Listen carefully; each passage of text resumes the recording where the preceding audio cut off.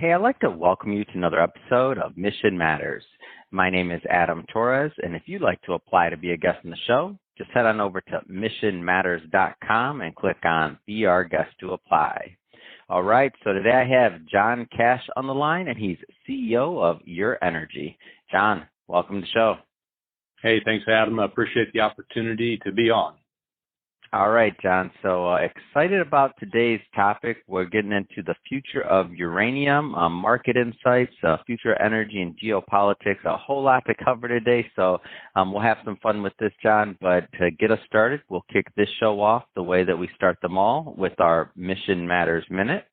So, John, we at Mission Matters, we amplify stories for entrepreneurs, executives, and experts. That's our mission. John, what mission matters to you? So at Uranium, our mission is to advance the nuclear industry through the application of uranium mining. We are a uranium mining company, and we supply the fuel to our nuclear power reactors in the U.S. and potentially globally. And that's important to us for a variety of reasons. Obviously, there's a profit motive, which is fantastic. But also there's some geopolitical reasons that we do the work we do. The U.S. has become so incredibly reliant on nations around the world for fuel supply and processing. And many of those nations are not so friendly to democracy and to the United States. So we want to provide an alternate supply of that fuel. But also that mission is really important to us from the green energy perspective. Nuclear power is an incredibly green, carbon-free source of power, and we want to be able to supply that to the world. You know, the resources we have at our uranium deposits that Uranium holds here in the U.S., they will provide enough energy that when compared to coal-fired power, we will offset 63 million cars on the highway for 1 year. That's an incredible number, and we are really proud to be a part of that story in advancing the nuclear space and the industry within the U.S. and globally. It's awesome, and great to have you on the show. So I wanna start maybe a little bit further back, John. So how did you get involved in business and I should say in uranium and in this business and energy? How did you get involved and how did you get started? Yeah, you know, it's kind of a funny story. When I went to college, I was going to be a chemical engineer and went to a fantastic school. I'll always put a plug out for the University of Missouri at Rolla. It's now called the Missouri School of Science and Technology. But when I first went in as a freshman, they said, you know what, the geology department, they have a lot of scholarship money. And so why don't you start there, take some classes and get some good scholarship money, and then maybe your sophomore, junior year, transfer back over to chemical engineering. So I did that, and with no intention of becoming a geologist. But my very first class, Geology 101, it was so much fun. It was so interesting. I was immediately hooked. Loved it. Loved it being out in the field and doing geology and the physical science. It really grabbed my attention. So I started off as a geologist, got my degrees in geology and geophysics, bachelor's and master's, and went to work actually for a couple of the major mining companies globally while I was still in school. And that just strengthened my interest in geology and started off looking for uranium in the U.S. With the majors. And I don't know if it's a good thing or a bad thing, but I've stuck with uranium my entire career. And so that's how I got started. And, you know, after that, did a lot of production geology, my actual mining, a little bit of engineering work as well, and most recently became the CEO of Uranium. So it's been a wonderful ride, no regrets looking back, and hope to stay with uranium my entire career. But yeah, it's kind of funny how I started off. Yeah, what an amazing story. Some of your employees are going to hear that and be like, "Oh, that's what happened with John." Okay. And what's really, I mean, regardless of what a lot of executives, a lot of entrepreneurs, a lot of business owners, CEOs, I'm listening to this show, and it's interesting as you hear someone else's story about how they kind of like zig and zag to get where they were at, and you have lived with uranium since college. I think that's an amazing story. Yeah, and the reason I stuck with it is Mm-hmm. nuclear and uranium mining is such an interesting industry. It Mm. has a lot of science and technology application, nuclear power, the physics, and that goes into that is absolutely intriguing. But then you layer in on top of that the geopolitical matters, Mm. national Mm-hmm. security, and the carbon-free attributes. And it's just a compelling story. It's just incredibly intriguing. I really enjoy being steep on the learning curve, and the nuclear industry has allowed that. It seems like every turn in my career, I'm able to be very steep on that learning curve, and that's fun. When I'm learning, I'm having fun. Yeah. And right now, and I believe just from what I know and from what I've seen, like you're just a huge advocate of the industry in general. So I think right now you're at a conference, right? Am I off on that one? Yeah, no, that's exactly right. Every year, the World Nuclear Association has a meeting over the summer. It's probably the biggest nuclear conference in the world, but it's held each year in London. So I got here a couple of days ago and been having some very interesting meetings. And tomorrow the sessions start in earnest, and we'll be attending those and learning more about the industry, about fuel demand going forward, and how nuclear plants are being built out. So it's always interesting when we get together with the industry. Yeah. And so let's dive a little bit further into your energy. So tell us a little bit more about the company. Yeah, you bet. So the company was formed in 2004 as a private company up in Canada. And a number of our executives that formed the company are still on the board. And so we've got some really long tenured guys and ladies that have been on the board for a long time. And but it started off as a private company, but in 2006, they decided it was time to go public. So they got a listing on the Toronto Exchange under URE, and we still trade there today. We've also now gotten a ticker symbol on the New York American. That symbol is URE, so we trade on two exchanges. But back at that time, the group was exploring exclusively in Canada. And Canada has a number of really good uranium ore bodies, but the challenge is they're very expensive to explore for and very, very difficult to find. And so the board recognized, hey, look, maybe for a startup company, this is really not where we should be. Maybe we should go where maybe the deposits aren't as big, but they're a lot easier and less expensive to find. So early on, they made a decision to do work in the U.S. They were able to acquire several projects, including our flagship property, Lost Creek in Wyoming. And over the years, we were able to successfully drill out that deposit and did an economic analysis and determined that we should go forward and mine it. So we did the permitting. So the property now is fully licensed. We've constructed it out. And in August of 2013, we went into production. It's been a really good deposit. The recovery rates have been exceptionally high. We've utilized a technique of mining called in situ, which is a Latin word that means in the place. So instead of digging adits or having an open pit mine, what we do with in situ mining is we drill water wells and we inject groundwater, oxygen, and soda ash into the formation. And that effectively dissolves the uranium ore body. And then we pump that solution up from an adjacent well and send it to a processing plant where we recover the uranium. But the beautiful thing about in situ is the impact to the earth is minimal. If we were on TV here and I could show you a picture of our mine units, you would see just a green field full of grass. And then about every 100 feet, you would have a little wellhead sticking up. They look like little beehives.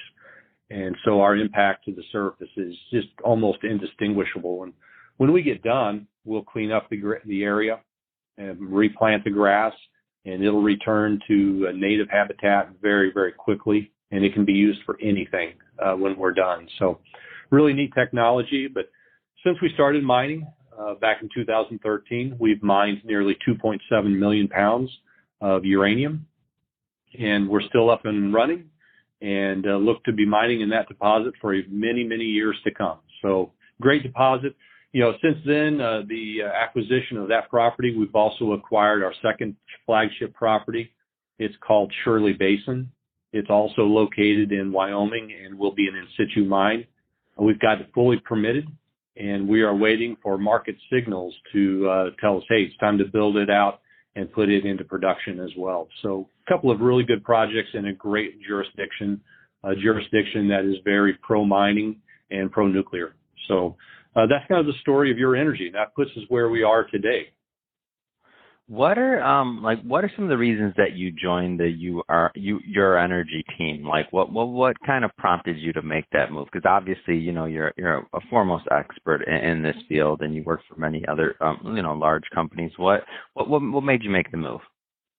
Yeah, so I mean, a lot of factors. I don't know that I could pinpoint one that was kind of the tipping point, but my wife and I, we had lived in Wyoming for a number of years. And before we made the move back to work for Your Energy, we were in Nebraska, and we love Nebraska. It's a great place to be, but we were in a very, very small community. And so moving back into Wyoming, we were able to move into a larger community. And just going to work for a small junior company, it gives you a lot of optionality. There's a lot of excitement there that you don't necessarily get with a really large company that tends to move very slowly and react very slowly. So I think those are kind of two of the big reasons why we made the jump. And I guess maybe I should point out, too, that I knew a number of the people with Your Energy at that time and had tremendous respect for their technical ability and their integrity. So in that regard, it was easy to make the jump over and start working with Your Energy. And, haven't regretted it a day since. It's been a fantastic ride with the company. It's fun. It's obviously it's a big company, but just thinking about the idea of kind of starting and building something and watching them need to move. A lot of reasons why some people choose to move to startups after a certain point of time in their career where they feel they can make a lot of impact. So that it's wonderful. It's a great story. So let's get into just some of the some of what's going on in the uranium market just in general. So what can you tell us about what's going on in the market? Well, it's an incredibly complicated story, but I'll hit some of the highlights. Right now, globally, there are over 400 reactors up and running, of which about 93 of those are in the U.S. So, roughly 1/4 of the demand for uranium is here in the U.S., and a lot of people don't recognize that. Those reactors, they provide about 20% of our electricity in the U.S., and a little over half of our carbon-free energy comes from nuclear. So most of the market for us is here in the U.S., and our reactors burn about 50 million pounds per year. Globally, the demand is roughly 180 million pounds per year. So there's not been much mining in the U.S. recently because, and Canada and Australia, because Western world mining companies have had a very hard time competing with some of the state-owned enterprises out of Kazakhstan and out of Russia. And I should point out that Kazakhstan, they do a lot of mining. They are the lead uranium mining country in the world by far. No one else comes even close. But Russia, on the other hand, they are the processors, and they are by far the largest processor of uranium in the world. So Kazakhstan is the miner, Russia is the processor. But it's been very difficult for Western companies to compete with those state-owned enterprises. They don't pay their employees much money. They have very few environmental standards. And because of those factors, their cost of production is very low. So when they respond to an RFP, a request for proposal from a utility, very frequently they win because they're not encumbered by those obligations. Here in the U.S., we're proud to operate in an environmentally sensitive manner. We reclaim things when we are done. In Kazakhstan, they don't. They simply walk away. But so we're proud of that, of what we do here in the U.S. and how we do it. But it's hard to compete. So over the years, the utilities globally have become more and more and more dependent on those state-owned enterprises. Well, then comes the Russian invasion of Ukraine. and it's called all of this into question. And right now, utilities are looking at their contracting going forward and saying, hey, look, we really shouldn't be so reliant on Russia or state-owned enterprises, especially if they're antagonistic to the U.S. And to democracy. So U.S. utilities are beginning to move away, and global utilities are beginning to move away from Russian supply, and less so, but there is a grave concern about Kazakh supply because of their close relationship with Russia and also the complexity of shipping material out of Kazakhstan. So that's all throwing the complications into the market. On top of that, the demand is growing very rapidly. We've got countries around the world that are building out their nuclear power plants even before Russia invaded Ukraine. We had countries like China in particular that have said, hey, we're going to be building out essentially 150 new reactors over 15 years. And just today, I saw an article come out that they are on track and that they are looking to expedite the build out of nuclear reactors in China. And keep in mind, earlier in our conversation, I said there are 400 reactors in the world. Now China's building 150 additional reactors. Mm-hmm. So that's going to put a lot of pressure on the market. And you've got other countries around the world that are really doubling down on nuclear right now. South Korea, Japan, Finland, Turkey, India, England. Even here in the U.S., we've got 2 reactors under construction in Georgia by a company called Southern Company. So there's a lot more demand being put on the market, and we're seeing even advances in technology through what are called small modular reactors, where those are being licensed and built around the world. And we expect to see a lot of additional demand from that. So the market price has been inching up in response to all of those factors. It's volatile. It's up one day and down the next, moves all around, but it is inching upward. And then I guess one final comment on the market is some of the financial players have really started to jump into the space as well, because they see that there's a supply shortfall and they believe prices are headed higher. So we've got a number of hedge funds and ETFs that are jumping in. But the most notable one would be Sprott, S-P-R-O-T-T. They have funds that they've established for gold and silver. But in July of last year, they established a fund for uranium. And the way the fund works is they have an ATM, an at-the-market mechanism, where they sell shares to the public. And then they take the money from those shares and they buy physical uranium from the miners or traders, and they hold it in a trust in perpetuity. There is no way for them or no mechanism for them to sell back into the market. So they've acquired a lot of pounds of uranium. In fact, right now, their inventory is well over 50 million pounds of uranium. And that's putting a lot of pressure on the market, because any pounds that weren't nailed down in one way, shape, or form, Sprott is out there buying them up every chance they get. So there's less and less mobile inventory on the market all the time. And that's driving the price upward as well. So you have all of these pressures on the market kind of coming together at one time, creating a perfect storm and driving the price upward. And I think, I commonly get asked, well, where's the price going to go? And my response is it's difficult to predict, but in the short term, I do expect to see a lot of continued volatility. A lot of that is going to hinge on what Russia does and how they behave going forward. But in the midterm to long term, I think we are entering a new nuclear renaissance in the U.S. and around the world, largely because it's carbon free and it's reliable and it's good, solid base load. And so governments around the world are really advocating for it, and the build outs are incredible. So in the mid to long term, I think we have a very bright future, and we'll see where the price settles out. Right now, the spot price is around $52. The long-term price is around $53.